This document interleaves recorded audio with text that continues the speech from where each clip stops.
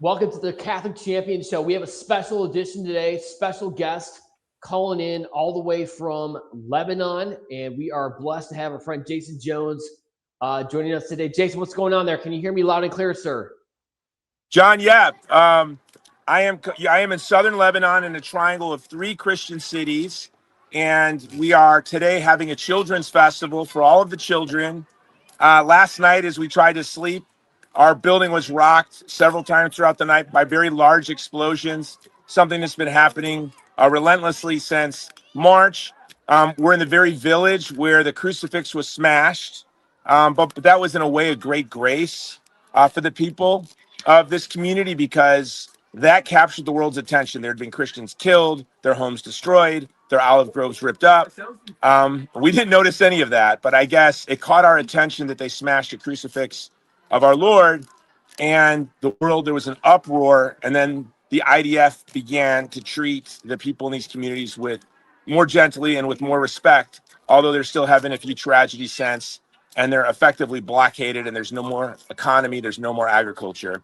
So the Vulnerable People Project is throwing a children's fest today, and then on August 15th, which is actually the biggest celebration of the year for Christians in these communities, we're sponsoring a great celebration for Our Lady of the Assumption, for the Assumption.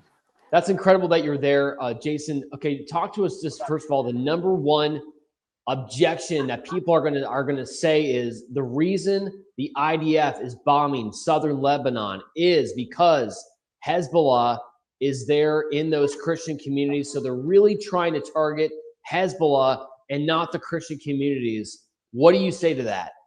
I say, well, I want to be fair. Hezbollah is encircled this area. There was Hezbollah in this area, and Hezbollah did move into this area. And Hezbollah is a menace to the Christian community. There is no doubt. But Christian homes were targeted with impunity. The Christians have no relationship with Hezbollah. The way they explain it to me is that they're stuck between two dragons, and they have to try to pet both of them. And the way I see it is like Godzilla and Mothra are having a war over these Christian villages, and they're trampled. But there is no reason for the IDF to destroy their homes, to rip up their olive groves. We went to homes that were bombed just because they were on hills. So the one home that we saw, a Christian family, a husband, his wife, and his child were killed. His nephew actually walked us through the home, and I said, why were they targeted? And they said, we think it was just because of its vantage point. They wanted to take out all of the homes on hills.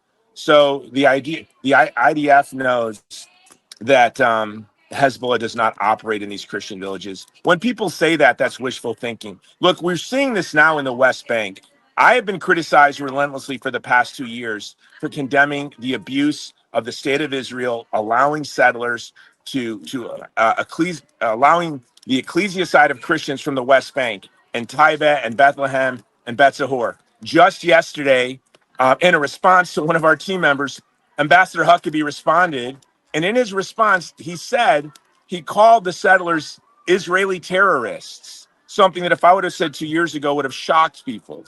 Our church in Gaza was bombed. Now people are coming to the recognition that there is a relentless assault on the Christians in Bethlehem. They mean to ethnically cleanse Taiba of Christians, ecclesia side. They mean to divide and conquer Bethlehem and Betzahor. This is the goal. What's made it really clear to me is President Trump himself has condemned Israel and, of course, Hezbollah for their brutality and recklessness.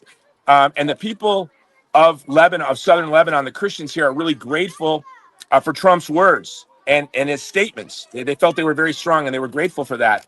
Who they're most grateful to is Pope Leo. They said if not for Pope Leo, their communities wouldn't exist, because his courageous voice continually advocating for them. The nuncio makes the dangerous journey here several times a month, maybe every week, as much as he can. And to let you know how dangerous that is, we are the Vulnerable People Project team members, which includes my son. We're the first people not from the community to spend the night here since March. So there have been aid workers who come and go. Of course, there's the UN peacekeepers that surround us. And I think it's a great grace.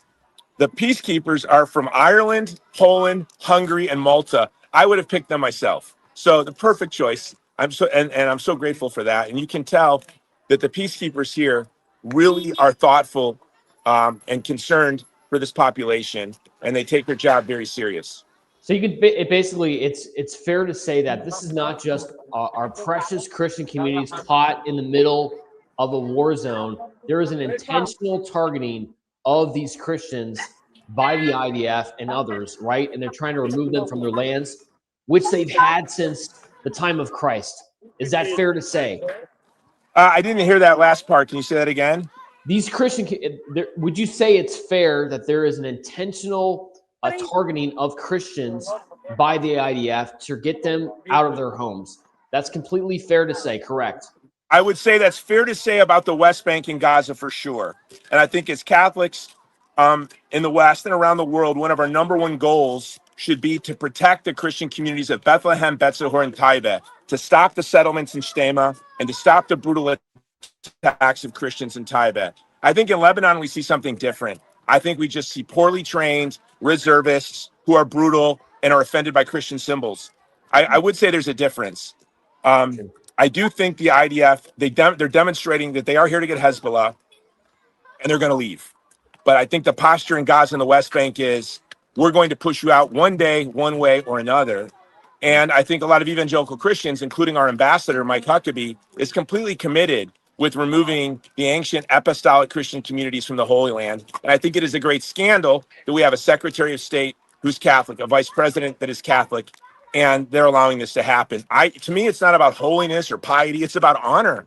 It's just simply about honor. Now, as a Catholic, look, Vulnerable People Project this summer, we're throwing a Children's Day event here. We're throwing other festivals here. We sponsored a vacation Bible camp for every Christian child in Tibet. Also, in an African country that's very dangerous to be Jewish, we sponsored a Jewish summer camp after 3 years of providing them security, including cameras and solar. We're providing literacy programs in Afghanistan for Muslim girls this summer. So as a Catholic, as Fulton Sheen said, we don't look to see if you're baptized or ask if you're circumcised. We are called to express the love of Christ to a wounded world. But that being said, I wouldn't trust my motives if I ran around the world caring for other communities when I see my very own Catholic community. In fact, the descendants of the apostles themselves. Lebanon is mentioned in Scripture 70 times. I'm walking in the Holy Land. This is the Holy Land. And if we're indifferent to the suffering of our own people, now a lot of our friends and family members in our community have been indoctrinated by heresy and by heretics for generations on their cable news programs, evangelical Christian programming, on whether it's on radio or television. And so they have deeply held prejudices that I had myself. In fact, after my first trip helping to evacuate and then interview Christians that were wounded in the church bombing in Gaza, I wrote an article, Help, I'm an anti-Palestinian bigot. And I wrote how after serving this community, I had to come face to face with prejudices that I held that were completely wrong. And again, when you come to Lebanon, these are not a downtrodden, broken, poor people. This is a rich, vibrant community, but they are surrounded by communities that live by the sword. You know, Simone Weil, the wonderful Catholic thinker and beautiful soul, said that those who refuse to live by the sword will die by the cross. Well, we know that those who live by the sword die by the sword. Our Lord told us that. So we're going to die by the sword one way or the other, metaphorically, or literally, and we can die on the cross metaphorically or literally. We're all going to die. We are called to live on the cross. There's nothing more important for us as Catholics to do right now. Again, I'll go back to Fulton Sheen. He said, the foundation of solidarity in the world is when one Catholic in one part of the world sacrifices and shows love for a Catholic on the other side of the world. These people here, can we walk through here? It's kind of loud. These people, these families, are the descendants of the first Christians. What were our relatives? What were our ancestors doing in 200, 300, 400 AD? Their ancestors were sharing the gospel of Jesus Christ. So if you walk over here, by the way, this is so that we brought them little sandwiches like hamburgers and fries. We have all kinds of activities. Let's just walk through and see the community. You know, these children have been listening to explosions day in and day out. All of the Shia villages around here, where Hezbollah was operating, are completely flattened. So they were day in and day out.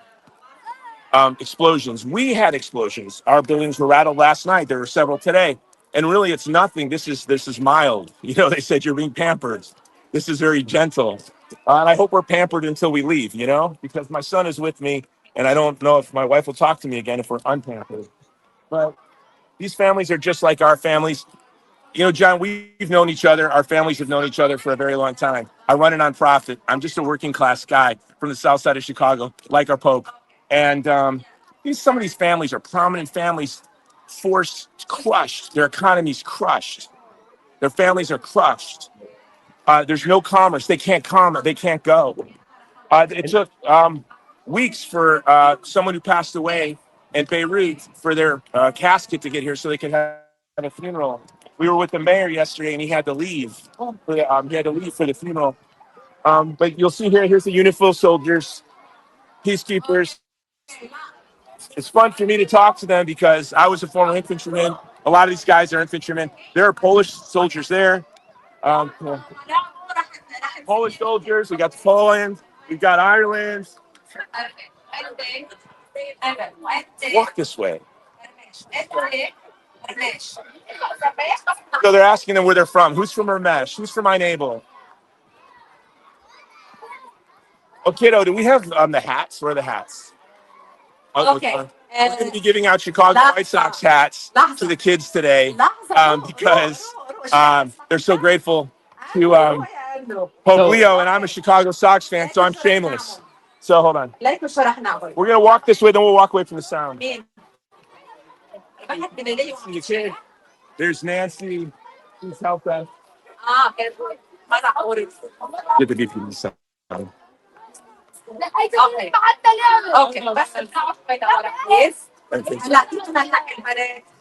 Hey guys, say hi. Hi. Are you? Okay. Who's from Enable? He's from Enable. Raise your hands.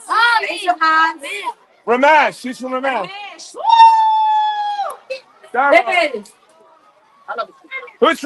Who's from Chicago? Oh. Okay. So, you know, John,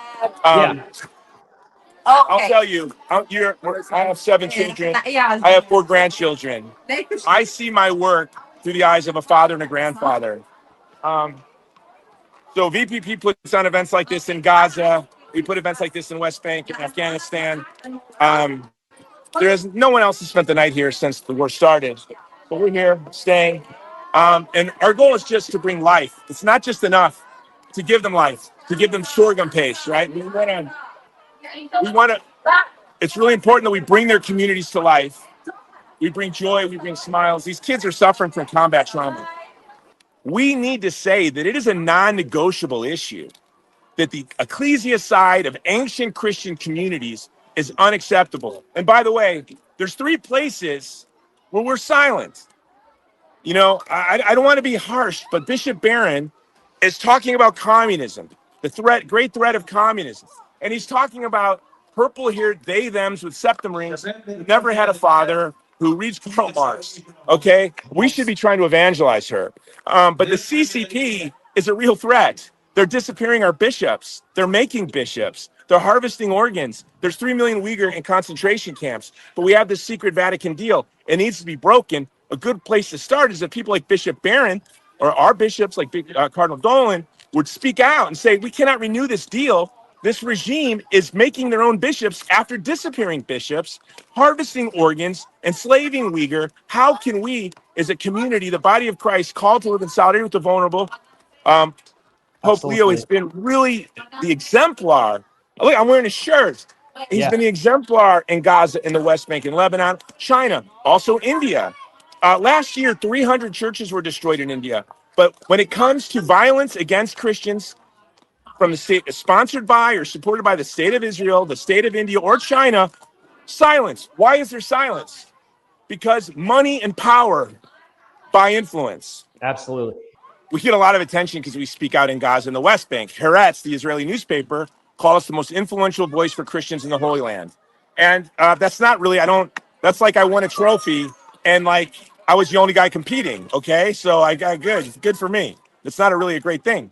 we spend more money in Nigeria. You know, we provide security for 64 Catholic churches, plus some hospitals. We also provide security for the only Jewish community left there. So, look, I would say Ambassador Huckabee needs to resign. He's been disgraceful. He's been thoughtless to Catholics. There are more Catholics under 18 than Protestants. We are a big part of this country and its history, and we're being treated with absolute disrespect. I know Brian Birch is the guy that likes to work behind the scenes. I would like to see him speak out. We have a big opportunity this Saturday. Cardinal Pizzaballa is going to be going to the West Bank. There's been violence against the Christians there. VPP has been at the forefront. We actually have observer reporters, local reporters that we've hired and we've embedded in those communities that submit us reports, real-time reports. About 3 weeks ago, we submitted a press release. A reporter noticed 100 settlers backed by the IDF began to attack Taibe. What's that? They're handing out medals. Okay. Yeah, go do that. I want you guys to see this too. But they, we were able to get a press release out before they actually began attacking the Christian village of Taibe. The assault was quickly halted. Then the IDF now responded by encircling the city, trapping the Christians in, saying they're doing it for our own good, okay? Why don't they encircle the settlements where the criminals are going and marauding and destroying and hurting and killing Christians? That doesn't make any sense. It only makes sense if you recognize that Israel, like every other country, responds to electoral politics. These fanatics, these fringe fanatics, Zionists that fill these settlements are a bloc, and they represent a powerful bloc in Israel. And so you don't want to upset them, where the Palestinians are utterly powerless. But can I tell you, this community I've heard over and over and over again, if not for the West responding and waking up when they destroyed that crucifix, we would no longer exist as a community. That's because incredible. Israel was relentless and aggressive, but the world was shocked. You know, I held it and I was like, wow, Christ, they crucified Christ again. Not only that, he died for the security of this community. He was, I mean, metaphorically, he was smashed. Right. The smashing of that crucifix may have saved Christians in Southern Lebanon. That's incredible. What is the opinion of the local people about the whole Iran war? What's their whole view and take on this? Well, look, we have to be honest. I haven't asked their opinion on the Iran war, but I've asked, their opinion on Hezbollah. And Hezbollah is horrifying. It's a terror organization. They're vicious and they are cruel. And this is true. We must, I think a lot of times in the United States, we're looking for good guys and bad guys. The reality is there are people that are born into realities and situations and histories, and they're living trapped within that. But those of us who are Americans, who are Christians, I feel we really are really liberated, and I feel like I'm an orthodontist in a world of people with really bad toothaches, and so we have the ability to step back and assess. Look, we need to get rid of Hezbollah in Lebanon. Hezbollah is a menace. And Iran is not interested at all for the good of the people of Lebanon. They are not interested. This is a proxy war. Everyone uses Lebanon as a proxy war. Someone said it with me, it's a proxy country. So it's just a proxy. Iran uses the Shia population to advocate its interests. It doesn't care about Palestinians. It doesn't care about the Lebanese. And I can tell you, I know that for a fact, because I serve the Hazara community in Iran. The Hazara are a Shia minority that are brutalized, suffer relentless discrimination, are forcibly conscripted and sent off to Russia to die in Ukraine. And they're their own fellow Shia. If you want me to think that Iran, this regime, because the Iranian people, as you know, being from Chicago, we have a lot of Iranian friends. It's a beautiful country. I feel like Iran is occupied. It's like an occupied country. This regime in no way represents the will of the Iranian people, although I think this war probably strengthened their position, as wars do. I do want to see this regime go, and I want to see the beautiful, vibrant culture that we have seen in Iran throughout history return. The Christians here did tell me that their problems with their local Shia population really began after the revolution, when this regime began to weaponize the Shia here to advocate its own interests. So the Christians here are trapped. between the yellow and the blue team, between Mothra and Godzilla. And as Christians, as Catholics, I want to advocate for this community as an end in themselves, not as a means to electoral politics, not to help a candidate I'm going to back in 2 years, not to hurt a candidate I'm going to oppose, not to advance America's interests. Although I do, with the work of EPP, it's important to me that they know all this aid is coming from working class Americans mostly. Our average donation is $120. And I want them to know the American people are compassionate and loving and caring and care for them. That is important to me. So I do have that kind of public diplomacy mindset, and I also want them to know that our work is grounded in Catholic social teaching, inspired by Jesus Christ, and we're really in a Marian apostolate. That's why we're celebrating a Marian feast day with this community in 2 days. But I would really like to see Ambassador Brian Birch. Marco Rubio is hopeless. He needs to resign already. Huckabee needs to go. They lured President Trump into a catastrophe in Iran. It's not been good for anyone. In fact, hell on earth erupted for this community when that war started, right? Mm-hmm. So, talk to me about the double tap. We hear a lot about double tapping. Is that really going on where one side, be it the Israelis, they strike a hospital, they strike a community, the medical aid workers go in, and then there's a second strike. It happened in the school, the girls' school, that we bombed in Iran from U.S. missiles. From the US we double tapped. Yeah, I was an infantryman, and I can tell you, I was just a lowly enlisted infantryman, light infantry. I didn't even get a mechanized vehicle. I just got boots. And one of the things that we were relentlessly taught was if you double tap, you go to prison. You will die in a prison. No double tapping.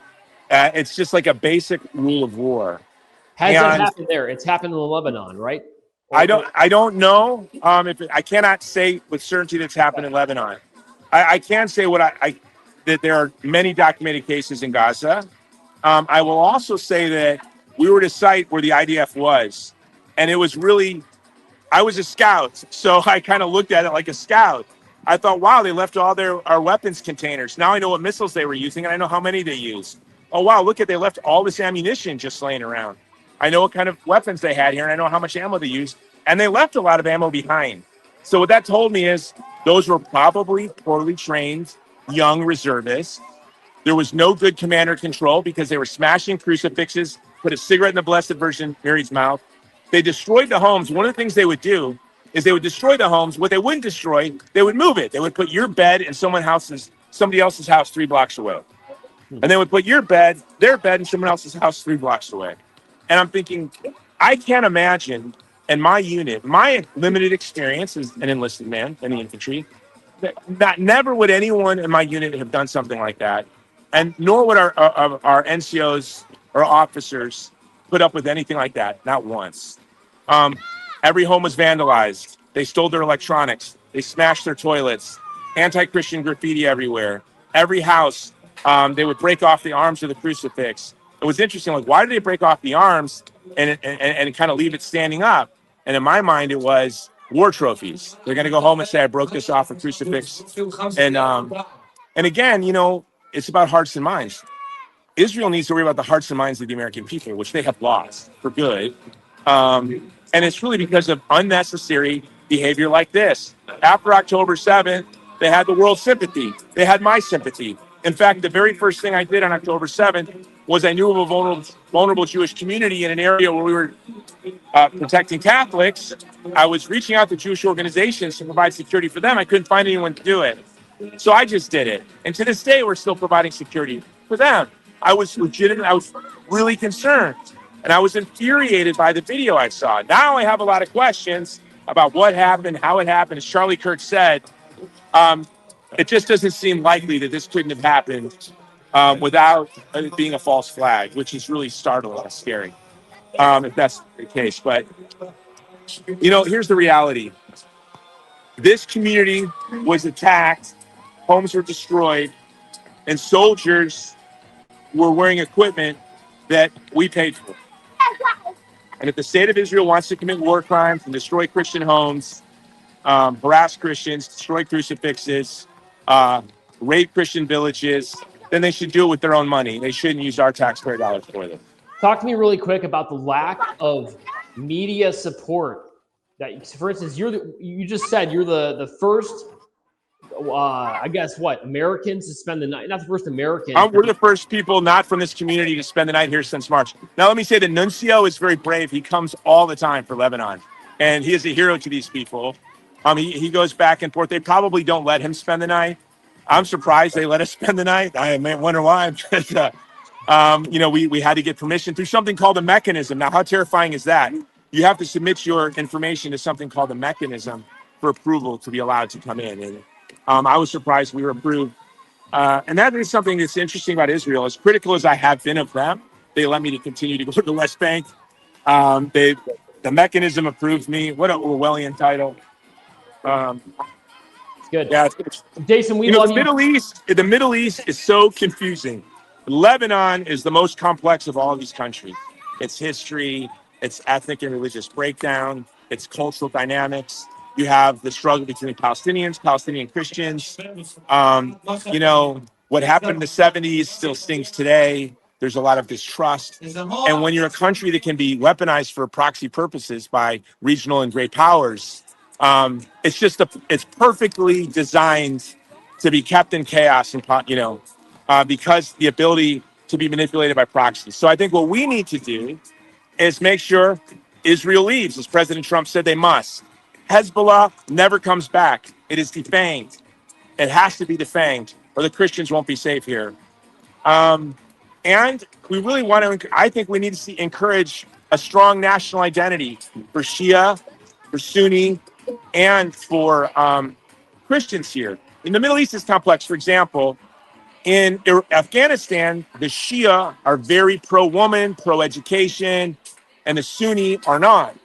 In Lebanon, you see the Sunni are very cooperative with the Christians, are very pro, we would feel culturally simpatico with them on education and women's rights, where the Shia here are not. So it's really just a complex region. So I always want to have simple goals. We need to keep this community alive and safe and happy and untraumatized and let them thrive.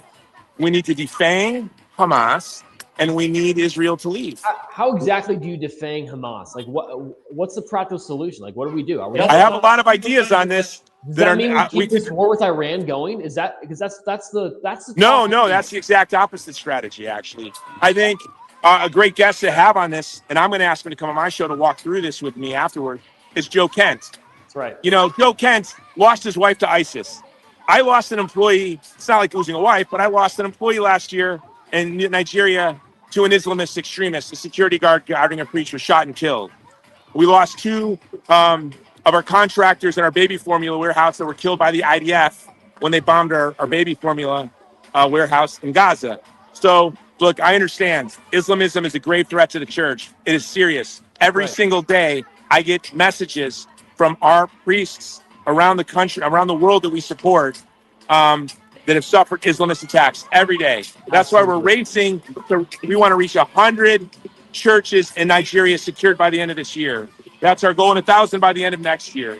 So Islamism is a real threat. But as we're seeing with this quagmire in Iran, this epic quagmire, Tomahawk missiles aren't the way to do it. So, for example, in Nigeria, we sent in a few Tomahawks. And the attacks from Boko Haram and other extremists went up in the wake of that against Catholics. They didn't feel good. And they went and posted a bunch of stuff on social media, and they banged their chest. And then the people that we secure said our interests have just been undermined. They're grateful that Trump mentioned them, noticed it, but we need to be really thoughtful. We need to look at the Lebanese. We're the hegemon. I want America to remain the hegemon. I don't want any peer competitors, not China, not India, not Russia, no one. The best way for us to do that is treat our partner nations as ends in themselves, to be trustworthy, to advocate for their interests, because at the end of the day, their interests are in our interests. And we will see an illiberal, violent eruption, a world order collapse, which we're seeing as the world loses faith in us. But no, the problem of Hezbollah, Trump is doing some great things. Shut the money off. Shut the money off. Let's make sure they can't move money and get money. There are a lot of things that we can do to defang Hezbollah. Maybe we don't destroy Hezbollah. Maybe we defang it and it migrates into some kind of more benign political movement. Right. We're not here to turn the rest of the world into the Republican Party and the Democrat Party. We have to recognize culture and historical reality. What we want to do is we want to defang it. We want to demilitarize it. We want people to look to the shared common good of their communities, that their interests are through peace and prosperity and through commerce and through education. We all look, why do I throw children's festivals in war zones? Because I have 4 grandkids and 7 kids. Right. I want children to be happy and safe. And so we can do this. By the way, the Trump that ran for president made all of these arguments. We can achieve our objectives without war. And I would say, Mr. President, we still can. You were lured into catastrophe by neoconservatives like Marco Rubio and Hegseth, who's just not even, I don't want to say it, but, and then you've got pandering, Huckabee, who just yesterday in a tweet to us, an ex-post to us, acknowledged that Israeli terrorists were attacking an American citizen and condemned us for pointing it out. And then said we weren't telling the truth because the Israeli government responded. Well, then we responded with a statement from the family. And the family said, we're still trapped in our house, and they're still outside of our house. That's why it's so important. I mean, you got to be on the ground. We're not getting the truth about the situation, and people like you are really bringing it to light, because what you just said with Mike Huckabee, that whole interchange, we would never have known the truth about the situation unless you were on the ground there. So thanks for being there. We love you, Jason, because this is not about, we don't have animus towards one particular country, religious group, or whatever. We just want to be concerned about Catholics, Christians, wherever they are in the world, whether it's China, whether it's Nigeria, whether it's Iran, right? So I think if we hold to that point, that's how we're going to convince the American people back home that we're in this, because we sincerely just want to protect our own Christian communities. Thank you for that, John. I want to add something else. There seems to be a cynical strategy that's being deployed by the right that I find reprehensible. We do not want to foment prejudice to our neighbors, to our coworkers, Absolutely. the children that go to school with our kids. Whether it's fomenting anti-Arab hatred, fomenting fear of Muslims. We should not use the behavior of Hezbollah in this neighborhood to promote hatred for electoral gain for the Muslims in our neighborhood. And on the other side, we should not allow, right over there is the state of Israel. We should not allow the crimes of the state of Israel to make a young man walking across Penn State feel afraid. Just like we don't want a Palestinian girl walking across the University of Pennsylvania to feel afraid. These are our children. They're American children. They are Christians. They are Jews. They are Muslims. They're Hindus. I always am a little nervous when I point out that the Hindu extremists are burning down our churches in India. This is true, but I don't want this to make people hate their Hindu neighbor. I always am a little nervous when I point out the Islamist extremism, because I don't want people to fear their Muslim neighbors. And conversely, also, with the state of Israel, I don't want to promote anti-Semitism because I point out the crimes of the state of Israel. We have to be very clear. We have to be very clear. We are the United States of America. We are a big, beautiful country. I am a man. You are a man. I'm a Catholic man. And I will never tolerate language or the propagation of hate that'll scare a child, a Muslim child, a Christian child, a Jewish child, an Arab child, an Irish child, no child, period. It's unbecoming of a man. But I see whole movements now orchestrated and fomenting prejudice and bigotry. And it takes real discipline to say there are things bigger than electoral politics and polling. There is dignity. There is the Imago Dei. And I don't think it's an effective way to share the gospel of Jesus Christ by creating tribalism and fomenting division. I think we share the gospel of Jesus Christ by courageously sharing our faith and treating people like the image of God that they are, loving God, loving their neighbor. Don't cut me off in traffic. You'll see I'm a hypocrite. I don't live up to my language. But this is what we're called to do. Absolutely. You will know them by their love. And that's our whole Christian message. We've got to keep that up as Christians and Americans. Final comments, Jason. Anything else you want to just get on the record now, get out to the American people with our voice, our platform, we're doing what we can to bring awareness to what's No, I going just want on. you guys to look at the beautiful children. Wave to American TV. Can we just look at the beautiful family? You have, pardon? American TV. Listen, guys, their security is in your hands. Their safety is in your hands. It's really embarrassing to me when I come here, and I know that we have more influence over the security and safety of their families than they do. But this is the tragic truth. So how shameful it would be if these communities are erased from the face of the earth under our watch. And I want to thank Catholics for being courageous and brave. I remember I told you when you first started the organization, I'm like, I'm Catholics for everyone. What's Catholics for Catholics? I didn't get it. And then I was like, I called you, I go, John, I get it. Like, we don't even care for our own. How can we care for other people? And you've been such a great support of our work. You are the only living family I covered in my first book of heroic families that weren't martyred. But hey, you still got time. And I just want to thank you for all of your hard work. I want to thank you for supporting us as we support the most vulnerable communities on earth. Renee Girard said, to serve the vulnerable is to become vulnerable. So I know that coming here, it comes at a risk. And I'm not talking about artillery or drones or rockets. I'm talking about they seek to destroy our reputation. They seek to undermine our influence because we're reporting the truth in rapid time in a way that has influence and power, and we must be stopped. But by God's grace, they won't stop us. We will stop the settlement in Shtema. We will protect the Christians in Tibet, and we will make sure that these Christian communities not only are safe, but flourish. Love it, Jason. I think we should do an episode from maybe Nigeria next, very soon, just to see again. I'll be in Nicaragua and Nigeria in the coming months.